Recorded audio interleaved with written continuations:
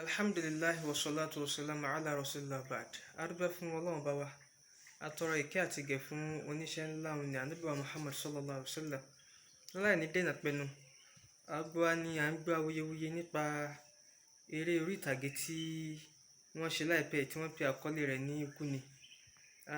Oríṣiríṣi awuye láti gbọ́, bó tiẹ̀ jẹ́ pé ọ̀tọ̀ ni ẹni tí wọ́n fẹ̀sùn kàn, tí èsì sòun ni ó yẹ kán fẹ̀sùn kàn. Ọdúnládé Adékọ́lá ni gbogbo wọn fẹ̀sùn kàn, léè tí kò sì tọ́ torí pé òun kọ́ ni ó kọ eré náà.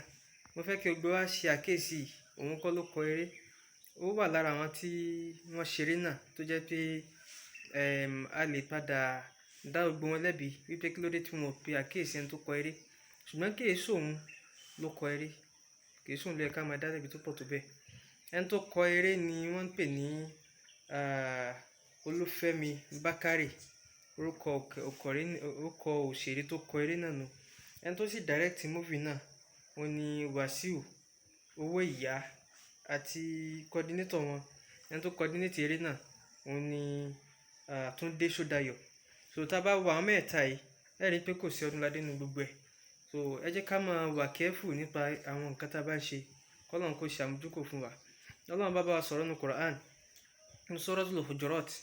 Tá bá lọ wò ó, nígbà tí Ọlọ́run ní ya ayyuhalladhina amanu, Ọlọ́run ní mo pẹ̀yìn olùgbàgbọ́ òdodo. Ìyẹn tí ẹ̀kọ́ mo fẹ́ rántí àyà wọn. Ìgbà tí Ọlọ́run ní Ọlọ́run ní in ja'akum fasiqun binaba'in fatabayyanu an tusibu qawman bijahala fatusbihu ala ma fa'altum nadimin.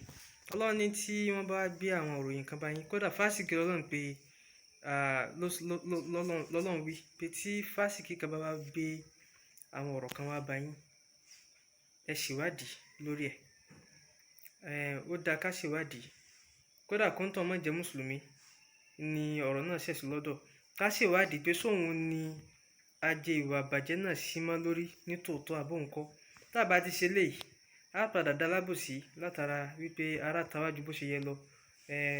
Gbogbo wa la gbọ́dọ̀ tara nípa wípé àbùkù kankan ò gbọ́dọ̀ bá ẹ̀sìn Islam.